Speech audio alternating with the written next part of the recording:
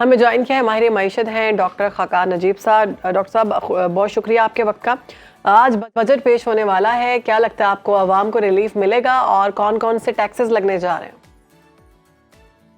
तो let's start with some good news and that is कि पाकिस्तान की जो लाइफ एक्सपेक्टेंसी है वो इकोनॉमिक सर्वे में अगर आप पढ़ें, बिकॉज लोग सारा कुछ जो है वो ऐसी खबरें पढ़ते हैं जो शायद न्यूज़ क्रिएटिंग हो, बट वो 67.3 ईयर्स पे चली गई है compared to 65.7 years a few years back. ये कैसे हुआ? ये मैं इसी जी ये कैसे हो गया?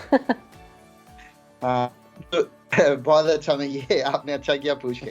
So you know the serious news on this is कि लोगों को रियलाइज करना है कि इम्यूनाइजेशंस जो हैं वो बहुत मददगार साबित होती हैं आपको मेन डिजीजेस से दूर रखने के लिए। मतलब पोलियो से ही स्टार्ट कर लें, और अब तो बहुत ज़्यादा इम्यूनाइजेशंस आ गई हैं। चूँकि मैं बाहर काम करता हूँ तो आई हैव लिव्ड अब्रॉड, तो मेरे बेटे को बहुत इम्यूनाइजेशंस लगी हैं बाहर भी। सो एक दूसरा हमने डायबिटीज़ को कुछ संभाला है। मे बी लोगों के लिए चीज़ें खरीद गया तो वो they are not gaining weight and they are being more active, that's good. तीसरी चीज़ जिसने रोल प्ले किया है वो ये है कि हेपेटाइटिस की बीमारी भी कम हुई है पाकिस्तान में। माई की मैसेजेस कि अपनी इम्यूनाइजेशंस करें, अपनी लाइफ एक्सपेक्टेंसी को बढ़ाने के लिए एक्सरसाइज करें, टेंशन कम लें और ज़्यादा से ज़्यादा अच्छी और सादी डाइट खाएं। माई फादर इज़ 93, वो दिन का आगाज़ करते हैं फ्रूट से और वो दिन का इख्तिताम करते हैं फ्रूट से, और बीच में दाल सब्ज़ी बड़ी वाफिर मिकदार में खाते हैं और दिन में 10, 12, 15 ग्लास मेरा ख्याल है पानी के पी जाते हैं। अल्लाह उनको आज भी मेरे सर पे तो उनका साया ही है, पर अभी भी बात समझना चाहूँ तो उनसे समझ लेता हूँ। इज अ कार्डियोलॉजिस्ट, समझ। So I think that's the real news to take home कि हमें अपना आप इसलिए बेहतर करना है कि हम सब मिलकर ही इस सोसाइटी को बनाते हैं। ये आम गुफ्तगू तो ठीक है, एफिशिएंसी हमारी पैदावारी सलाहियत यही बेहतर करेगी सोसाइटी को। That's I think the real message that one has to take away. बाकी ये बात दुरुस्त है, दौर पाकिस्तान का ख़त्म ही नहीं होने को आता। जो एक कभी IMF प्रोग्राम को ढूंढ रहे हैं, कभी नए टैक्सेस लगाने की बातें हो रही हैं, स्लो है। खान साहब, वफाकी वज़ीर ख़ज़ाना मोहम्मद औरंगज़ेब ने दावा किया है कि महंगाई की शरह जो है वो 48% से कम होकर 11% पर आ गई है और ये जल्द ही जो है ना वो सिंगल डिजिट पर भी आ जाएगी। आपको क्या लगता है, महंगाई में 37% कमी हुई है? महंगाई की शरह का जो एग्जैक्ट एस्टिमेट है वो मैम ये है कि 20% पे मई 2023 का फिगर था, और जो मई 2 फिगर है यानी कि ऑन टॉप ऑफ इट, मैं हमेशा कहता हूँ कि बहुत ही be honest with the nation, is 11.8%, यानी कि 40% कीमतें बढ़ी, उसके ऊपर 12% कीमतें बढ़ी। तो सोचिए कि एक आम आदमी का क्या हाल होगा। ये है सूरत हाल। एवरेज 29% कीमत मालियाती साल में बढ़ी और 24.5% कीमत इस मालियाती साल में फिर 12 से 15% बढ़ेगी। सो इन्फ्लेशन बड़ी स्टिकी है पाकिस्तान में, पर ये डाउनवर्ड शरह पे है।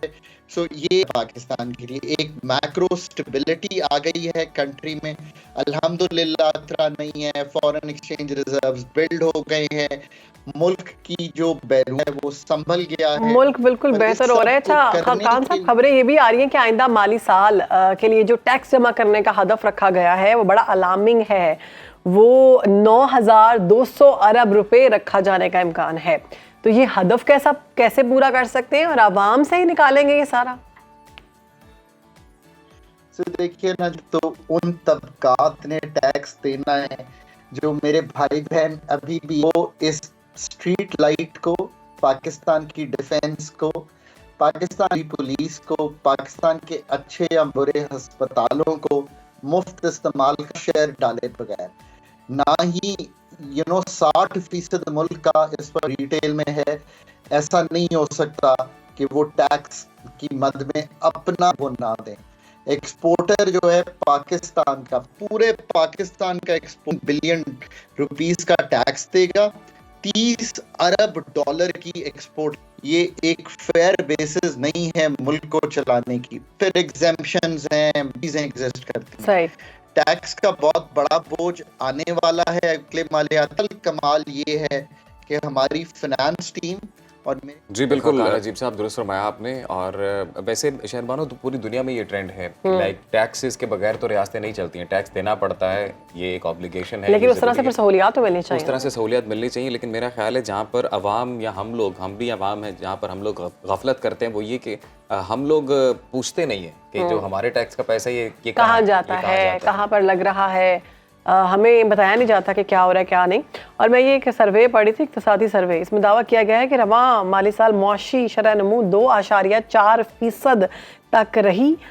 मुझे नहीं लगता कि आपको लगता है कि ऐसा हुआ होगा। सिचुएशन तो ऐसी नहीं लग रही, दिखाई दे रही है। जो ये अब देखना पड़ता है कि स्केल्स क्या हैं, कौन से इंडिकेटर्स ऐसे हैं जो पॉजिटिव ग्रोथ शो करते हैं, फिर उसके अकॉर्डिंग ये नंबर सामने आते हैं। खाकान नजीब साहब, सर अवाम दोस्त बजट की हर बार बात की जाती है, गरीब का ये बजट है, इस तरह की बातें की जाती हैं, लेकिन कहा यह जा रहा है कि जी अशराफिया का बजट है, जो मरात हैं वो एक मखसूस तबका है जिन्हें मिलती हैं, सैलरीड पर्सन जो हैं जितने वो पहले ही टैक्स इतना ज़्यादा दे रहे हैं उन पर मज़ीद टैक्स लगाया जा रहा है।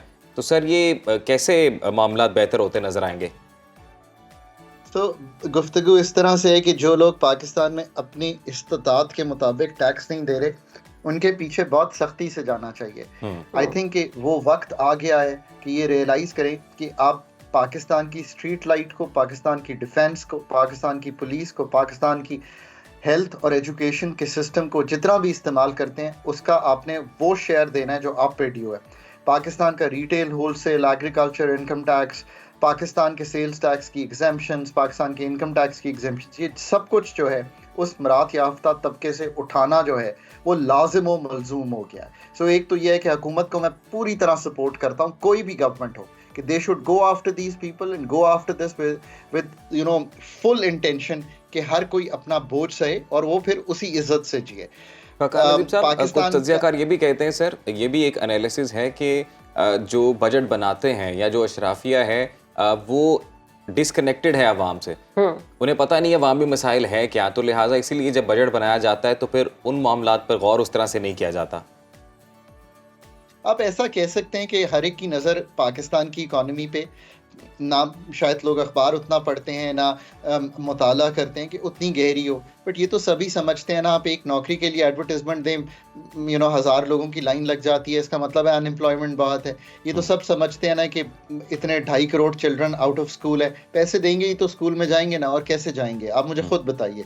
ये तो सब समझते हैं ना कि 60% कीमतें पिछले 2 साल में बढ़ी हैं, तो गुर्बत की शरह बढ़ी है, कम तो नहीं हुई किसी सूरत में। बिल्कुल ऐसे है। और मतलब सबसे बड़ी बात यह है कि अगर आप 76 साल हिस्ट्री में 24वीं बार खुद अथॉरिटीज ये कह रही हैं कि IMF के अलावा कोई चारा नहीं है। IMF क्या है? IMF is a doctor of the ICU। So madam ने अपने हालात ठीक नहीं रखे, उनको 76 साल में अगर हम 24वीं दफा ICU लेके जाएं तो आप यही कहेंगे ना कि कोई काम तो हमने सही नहीं किया। टैक्स कलेक्ट करना एक बहुत बड़ा काम। आप लोगों ने एक चीज का जिक्र किया, वो बहुत जरूरी है, वो ये कि हमने ये खर्चे कहाँ किए हैं, ये भी आपको सोचना है। इन खर्चों की क्वालिटी और क्वांटिटी को बेहतर करना एक बहुत बड़ा जुज़ है पाकिस्तान को संभालने का। हाँ कान साहब, अभी वज़रा की जो मरात हैं वो भी आवाम की जेब से जाती हैं। अभी ये भी पता चला है कि टैक्स में MPAs और MNAs को 1-1 करोड़ रुपए की मरात मजीद दी जा रही है। ये टैक्स भी आवाम की जेब से जाना चाहिए। देखिए, आई थिंक ये एलिमिनेट कर दिया गया था कुछ अर्सा पहले। मैं तो बारहा कहता रहा हूँ कि जो डेवलपमेंट प्रोग्राम है इसको सीधा कीजिए। ये थोड़ा सा तशवीशनाक बात है कि क्यों ये 75 अरब दोबारा डाल दिया गया और प्रोविंशियल लेवल पे भी ये चीज़ डाल दी गई।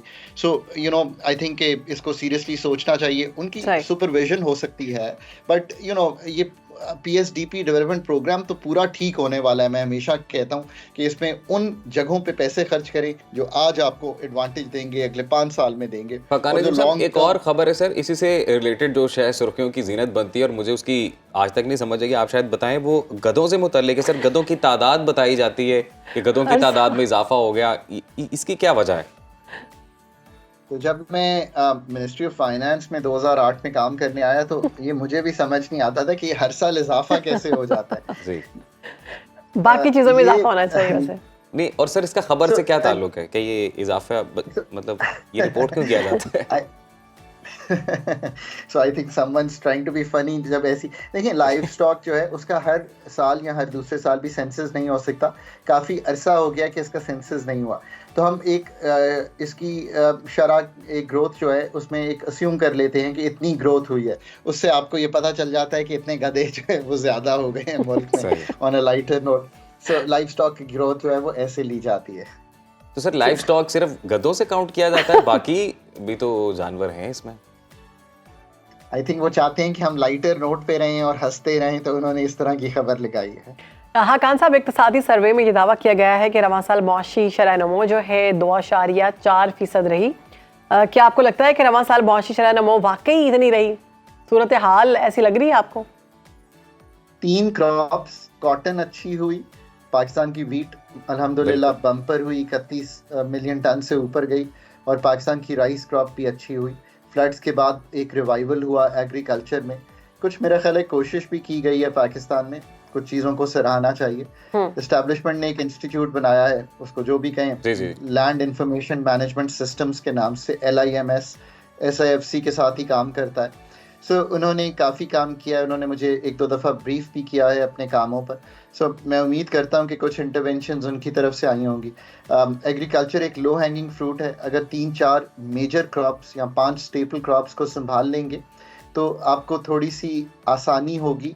फूड की कीमतें भी नीचे इसीलिए आई हैं कि वाफिर मिकदार में क्रॉप्स आई हैं। इनकी बेहतर हैंडलिंग का मतलब यह है कि ये वीट के साथ अगर बाइंग गवर्नमेंट छोड़ दे, मतलब निकल जाए इस काम से, तो शायद वीट की क्रॉप हर साल ही अच्छी होना शुरू हो जाएगी।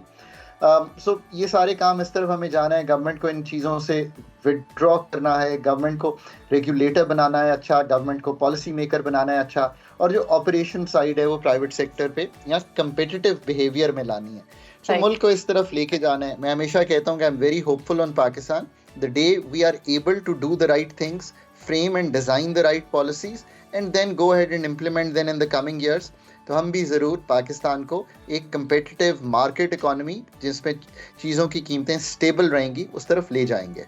इंशाल्लाह सर, हमारी तो दुआ यही है, हमारी बेस्ट विशेस भी यही है कि पाकिस्तान भी एक अट्रैक्टिव मार्केट बने, पूरी दुनिया से सरमायाकार यहाँ पर आएँ और यहाँ पर सरमायाकारी करें। बहुत शुक्रिया खाकान नजीब साहब आपके वक्त का। सुनो पाकिस्तान को आपने वक्त दिया।